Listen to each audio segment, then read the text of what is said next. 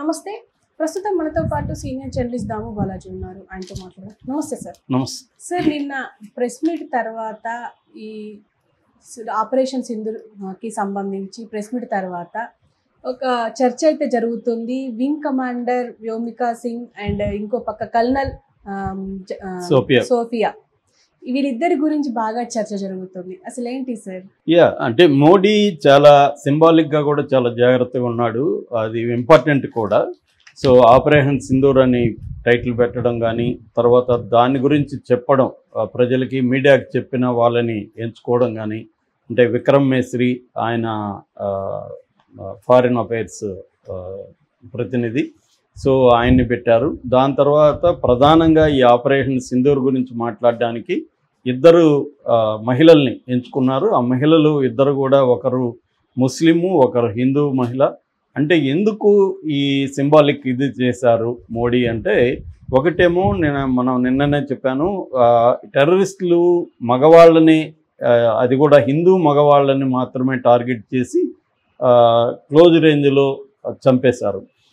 వాళ్ళ భార్యలు ఎక్కువ మంది, అక్కడ ఒక ముగ్గురు హనీమూన్కి వెళ్ళిన జంటలు ఉన్నారు, చాలామంది ఫ్యామిలీస్ ఉన్నారు.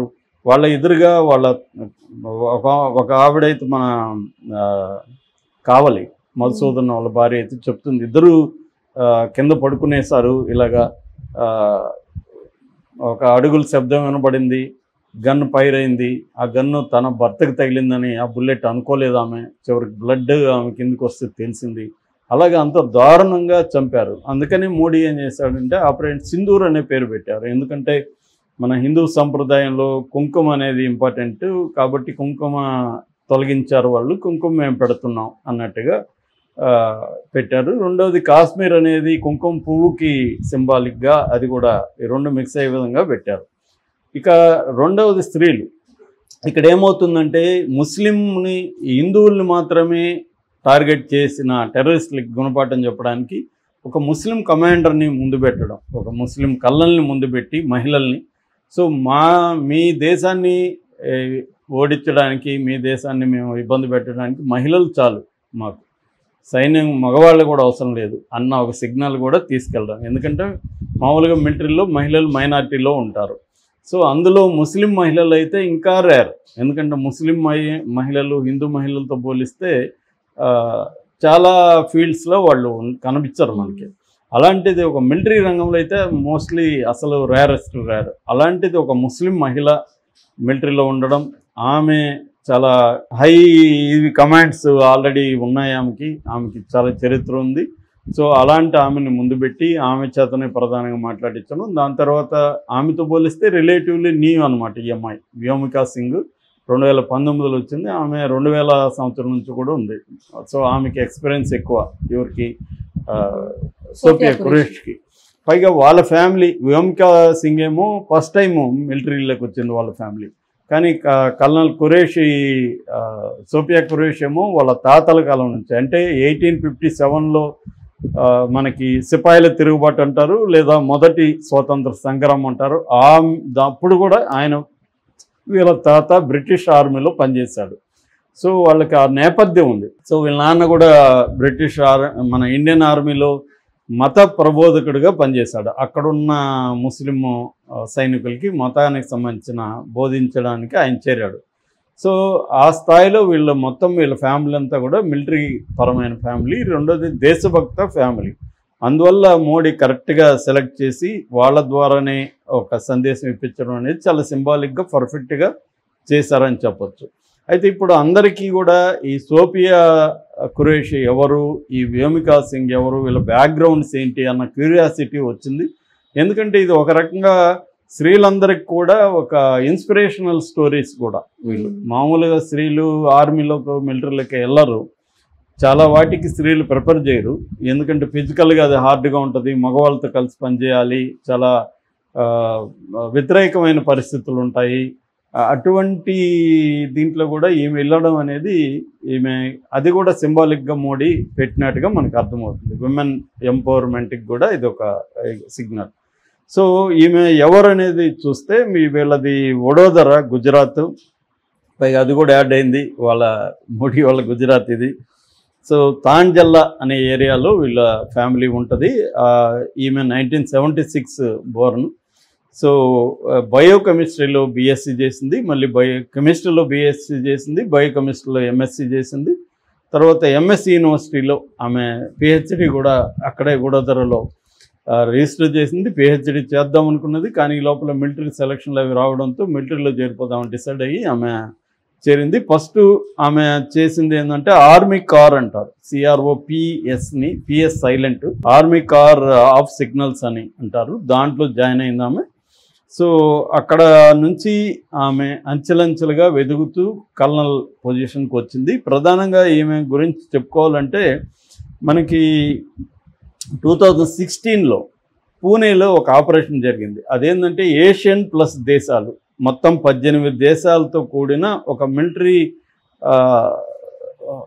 ఇదనమాట, largest hosted foreign military drill లాంటిది జరిగింది. అందులో 18 దేశాల వాళ్ళు పాల్గొన్నారు, చైనా ఇలాంటి కంట్రీస్ నుంచి. అందులో ఏకైక ఉమెన్ కమాండర్ ఈమె ఒకటే అనమాట, ఇంకెవరు లేరు. ఈ 18 దేశాల్లో ఉమెనే లేరు, అందరూ మగవాళ్ళు ఉంటే ఈమె పాల్గొనడం. దాని పేరు ఎక్సైజ్ ఫోర్స్ అంటారు. ఈ ఎక్సైజ్ ఫోర్స్కి ఈమె లీడ్ చేసింది. సో ఇది ఫస్ట్ ఆమెకి ఒక రికార్డు స్థాయి ఇది వచ్చింది. దాని తర్వాత ఆమె కాంగోలోకి వెళ్ళి యుఎన్ పీస్ కీపింగ్ మిషన్ ఉంటుంది కదా, కాంగోలో UN peace keeping mission India తరఫున అక్కడ పార్టిసిపేట్ చేసింది. 6 ఏళ్ళు అక్కడ ఉన్నింది. కాంగో అనేది వెరీ వెరీ డిఫికల్ట్ పరిస్థితి. అక్కడ మామూలు ఎందుకంటే మామూలు లైఫ్కి సంబంధించిన ఇక్కడ మనకుండే సాధారణమైన కంఫర్ట్స్ ఏవి అక్కడ ఉండవు, చాలా హార్డ్ టెరైను. అందుకని ఇండియా చైనా వాళ్ళు మాత్రం అక్కడ ఉంటారు, యూరోపియన్స్ అమెరికాస్ వెళ్ళరు ఆ ఏరియాలకి. అందుకని పెట్టుబడులు కూడా ఈ 2 దేశాలే అక్కడ పెడుతుంటాయి, కాంగోలో ఆఫ్రికన్ కంట్రీస్లో. సో అలాంటి ఒక టఫ్ సిచ్యువేషన్లో రెండోది ఏంటంటే అక్కడ రెగ్యులర్గా వార్ సిచ్యువేషన్ జరుగుతూ ఉంటుంది. కొన్ని ఏరియాల్లో అయితే రోజు 100-200 మంది చనిపోతుంటారు అక్కడ. మినరల్స్ కోసం అనేక రెబల్ గ్రూప్స్ అక్కడ ఫైట్ చేస్తుంటాయి. సో నేను కొన్ని నెలలు కొద్ది రోజులు ఉన్నాను కిన్షాసా అని, కాంగో క్యాపిటల్ సిటీ. నేనున్నప్పుడు కూడా మమ్మల్ని కూడా ఒకసారి పోలీసులు మఫ్టీలో వచ్చి పట్టుకుపోయి వన్ డే అంతా పెట్టుకొని $2,000 తీసుకొని బయటకు వదిలేరు. అంటే పోలీసులే కిడ్నాప్ చేస్తుంటారు అక్కడ.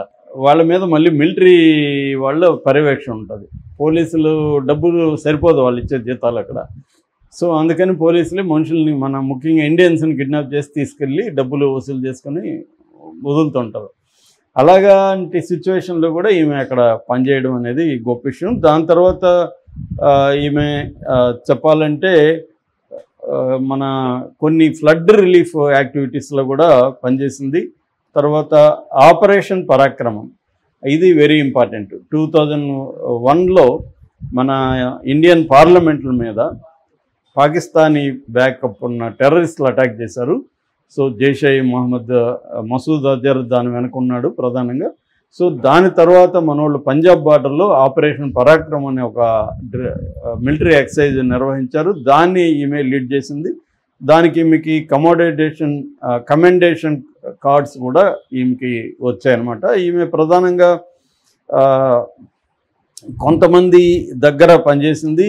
అందులో వాళ్ళు కూడా ఈమెను మెచ్చుకుంటూ ఈమెకు ముఖ్యంగా బిపిన్ రావత్ అంటారు, బిపిన్ రావత్ ఆయన జనరల్, లెఫ్టినెంట్ జనరల్, ఆయన చాలా ఇది ఇచ్చారు. మేము ఎప్పుడు ఆమెను మహిళగా చూడలేదు, మహిళగా ట్రీట్ చేయలేదు. ఒక మిలిటరీ పర్సన్గా ఆమె సాధించిన విజయాలను చూసే ఆమెకి ప్రమోషన్లు ఇచ్చుకుంటూ వచ్చామనేది. అంటే నేను మహిళ కాబట్టి నాకు ఇది ఇవ్వండి, నాకు రిజర్వేషన్ ఇవ్వండి, లేకపోతే ప్రత్యేకమైన ఇవ్వండి అని ఎప్పుడూ అడగలేదు. తను మగవాళ్లతో పోటీ పడి తను ప్రూవ్ చేసుకుంటూనే వచ్చింది అనేది ఆయన కూడా చెప్పాడనమాట. వాళ్ళ సంజయ్ కురేష్ అని వాళ్ళ బ్రదర్ కూడా ఆమె గురించి చెప్పాడు. ఆమె ఏంటంటే తనకి తెలిసిన మహిళలందరినీ ఎంతోమందిని మిలిటరీలో జాయిన్ చేయించింది. మిలిటరీలోకి రండి, మహిళలు మిలిటరీలోకి రావాలి అని ఆమె చాలామందిని ప్రోత్సహిస్తూ ఉంటుంది. ఆ రకంగా ఆమెకు చాలామందికి ఇన్స్పిరేషను. ఆమె ఎక్కడ పోయినా ఆమె చుట్టూ మహిళలు చేరి ఆమెని టిప్స్ అడుగుతుంటారు, మీరు ఎలా పనిచేస్తారు, మీకు వచ్చిన ఇబ్బందులు ఇవన్నీ అడుగుతుంటారు. ఆమె అవన్నీ చెప్తుంటుంది. మనం ముందే భయపడకూడదు, ఒకసారి ఫేస్ చేస్తే అవన్నీ కూడా మనకు తొలగిపోతాయని సో ఆ క్రమంలో ఈమె ఎదుర్కొంటూ వచ్చింది. ఇప్పుడు ప్రపంచవ్యాప్తంగా ఒక దెబ్బతో మోడీ ఒక చిన్న డెసిషన్తో ఈమె పాపులర్ అయిపోయింది. సో ఈమె దగ్గర చెప్పించడం అనేది వెరీ ఇంపార్టెంట్. వాళ్ళ ఫాదర్ కూడా పాకిస్తాన్ అసలు ప్రపంచంలో మ్యాప్లోనే ఉండకూడదన్న రీతిలో ఆయన వాళ్ళ నాన్న తాజుద్దీన్ మాట్లాడుతున్నాడు. రెండోది మతం కాదు దేశమే ఇంపార్టెంట్ అనేది కూడా ఆయన ఒక సిగ్నల్ ఇచ్చాడు. ఇక రెండవ ఆమె వ్యోమికా సింగ్. పేరులోనే వ్యోమగామి అని మనం అంటాము. వ్యోమం అంటే ఆకాశం, వ్యోమికా సింగ్ అంటే ఆకాశంలో ఉన్న వ్యక్తి, లేకపోతే ఆకాశంలో విహరించే వ్యక్తి.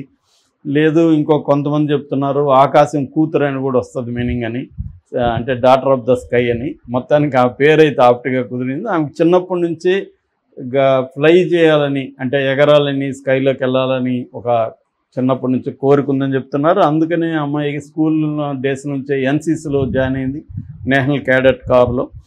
ఆ తర్వాత ఆమె హెలికాప్టర్ పైలట్గా ఇదైందనమాట.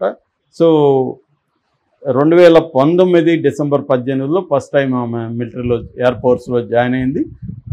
ఆమె ఇప్పటి వరకు అయితే 2500 ఫ్లయింగ్ అవర్స్ అంటారు, 2500 గంటలు ఎయిర్లో ఉనింది ఆమె హెలికాప్టర్ని. అంటే వార్ హెలికాప్టర్ని చేయడం కూడా వెరీ వెరీ డిఫికల్ట్ టెరైన్స్ ఉండాలి. ఒక్కోసారి సరిగ్గా లేకపోయినా సివిలియన్ హెలికాప్టర్ అయితే ఆగచ్చు, కానీ అవి ఆగలేవు. ఎందుకంటే యుద్ధంలో గాయపడి ఉండొచ్చు, లేకపోతే రిలీఫ్ యాక్టివిటీలో పాల్గొనాల్సి వస్తుంది. టఫ్ సిచ్యువేషన్లో చేయాలి. ఆమె ఎప్పుడు కూడా వెనకంజ వేయలేదని చెప్తున్నారు. రెండోది ప్రధానంగా ఆమె చేతక్ అండ్ చీత అనే 2 హెలికాప్టర్ని ఆమె డ్రైవ్ చేసిందని చెప్తున్నారు. ఒకటి జమ్మూ కాశ్మీరు, నార్త్ ఈస్ట్, ఈ 2 కూడా టఫ్ సిచ్యువేషన్స్. ఎప్పుడు ఎవరు పేల్చేస్తారో తెలియదు, ఎటువంటి ఇబ్బందులు ఉంటాయో తెలియదు. అన్నిట్లో కూడా ఈమె ధైర్యంగా నిలబడి చేసింది. అట్లాగే ఆమె అదే కాకుండా హై ఎండ్యూరెన్స్ మౌంటైనీరింగ్ ఒకటి జరిపారు మిలిటరీ తరఫున. అది only all women mountaineering team అనమాట. 2021లో దాంట్లో కూడా ఈమె పార్టిసిపేట్ చేసింది. మౌంట్ మణిరంగ్ అని 21,650 ఫీట్ హైట్ ఉంటుంది. దాన్ని ఈమె ఈమె కూడా రికార్డు క్రియేట్ చేసింది.